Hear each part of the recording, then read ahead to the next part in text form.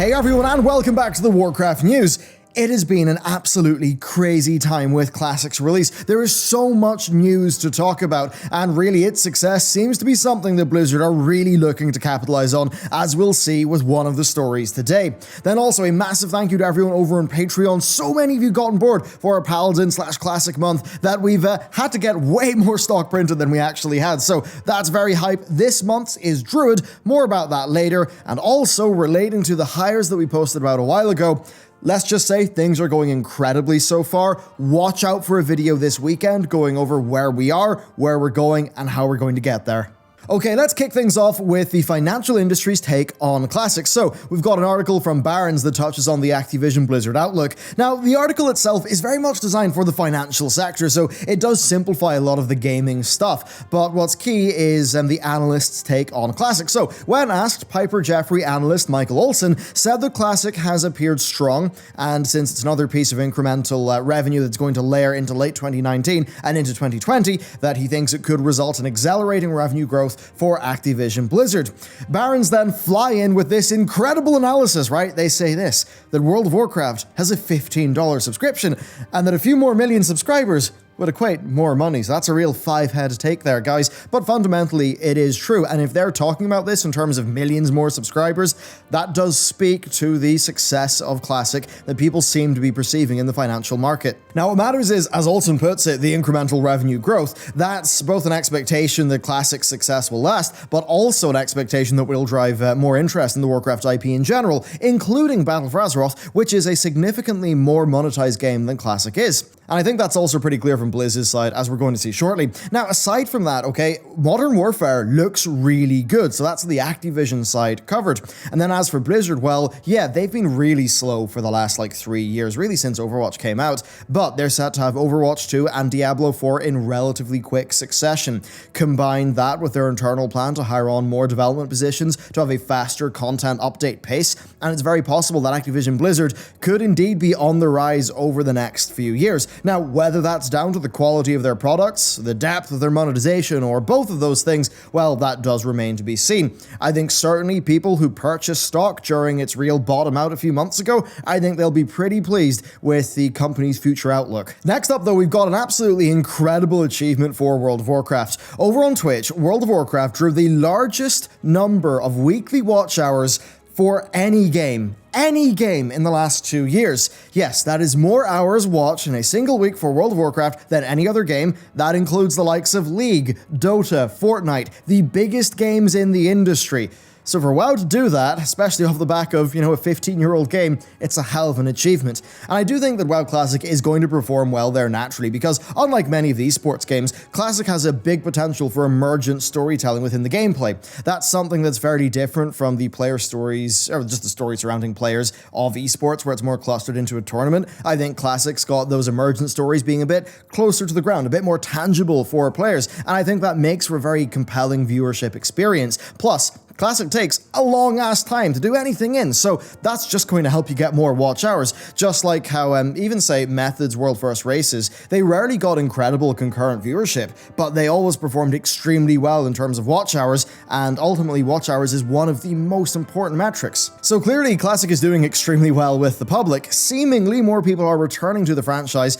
That really does poise us for what could be a period of growth. How will Blizzard capitalize this? Well, it seems like Blizzard already have a plan in motion. Okay, so Blizzard seem to have let slip their cross-promotional plans for Classic and Battle for Azeroth. A few days ago, the World of Warcraft Brazil Facebook page posted this: a toast to 15 years of WoW. Upon reaching level 60 in WoW Classic, you receive the Battle for Azeroth expansion and level 110 boost. That's pretty insane, isn't it? Now, that post was later deleted, but that does leave us with so much to talk about. First, this is clearly relating to the 15th anniversary celebrations for World of Warcraft, and that's not scheduled for a few months yet. So my read in this situation is that either this was, leaked early to gauge interest, or it was accidentally posted early. I do, however, think that this is a real plan that Blizzard will probably implement. It just makes too much sense. I can see there being, some people being dissatisfied about a link between Classic and Live, live. But look, if you take the biz position here, it makes complete sense. Put yourself in Blizzard's shoes. You've likely captured millions of people's interest. You've dominated Twitch. You're doing so well. Do you capitalize on that? Of course you do. That's what a business will do. What you want to do is try to convert as many of those new people into as much revenue as you can. That's what any sane company would do.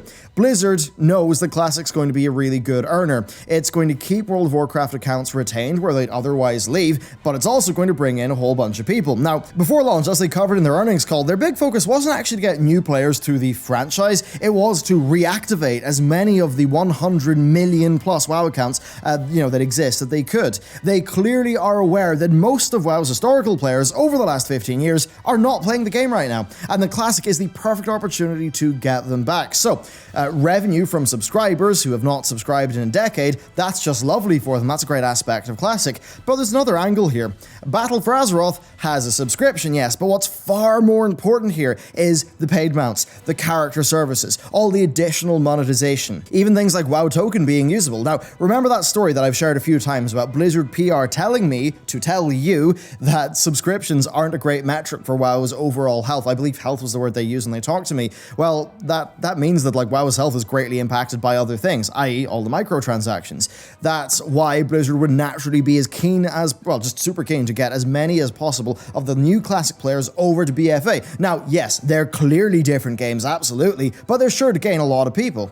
And here's what I imagine is Blizzard's target person. Somebody who played World of Warcraft in university 10 years ago, but they've moved on. Life got busy. Now, 10 years later, Classic has released. They're back. After 2 months, they finally hit level 60. And right then, Blizzard launches this promotion, giving you a free 110 boost and copy of Battle for Azeroth. And you can just immediately play the game that's, a bit faster. And, it's BFA. It is what it is. Now, a lot of people aren't going to be interested in that because of why they're interested in Classic, but let's face it, many will be. And I imagine Blizzard are also going to, launch us an anniversary discount and stuff like that. Basically, I just think they're going to be going as hard as they can into getting more people converted over. And, if you think about it, for a lot of the people who dropped off in 8.0 and 8.1, 8.2 is better. 8.2.5 will probably improve on that. And 8.3, I actually think is probably going to be pretty darn good. I think it'll be a strong offer. I think people would be excited in it. And that'll be happening around November. So there'll be a lot more hype about BFA's news cycle, especially getting close to BlizzCon. So that seems like a pretty obvious way for Blizzard to convert people over and get more revenue. So overall, it just does make complete business sense to convert those Classic players over. There's that. Plus, there's also just WoW token. Subscriptions, being paid through that will earn more. And Classic sure as hell is going to be driving more subscriptions.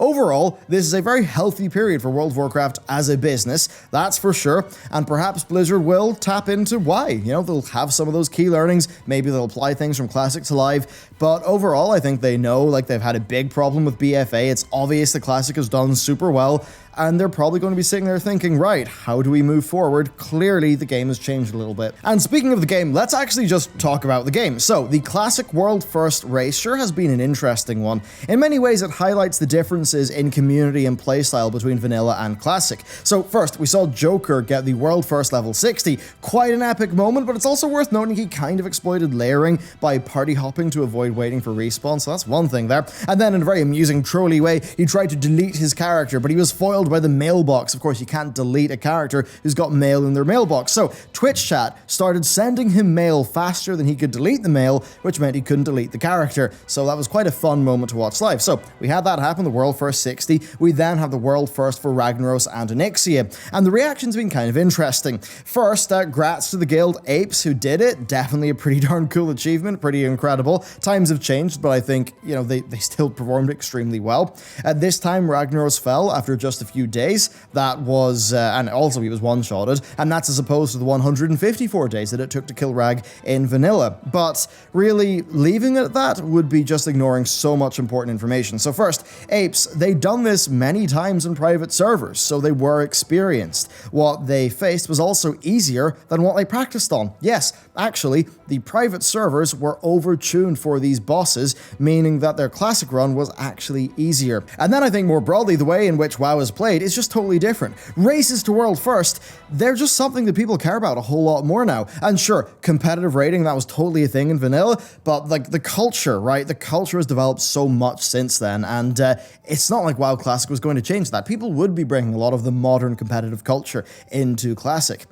Players are also effectively better at the game, and not necessarily because they're just smarter or anything like that, but they've got access to more information. When WoW released, patch 1.1 for the game release day, there was no thought bot. That stuff didn't exist. Even like the leveling involved to get this world first, this time involved basically 0 unknowns. Plus, the original rag kill wasn't in patch 1.12. The game was mechanically, let's just say, less settled. So put it this way, I think that if you had rebooted vanilla just after original Nax, then the Nax raiders would have probably cleared Ragnaros in a pretty similar amount of time to what we've seen here.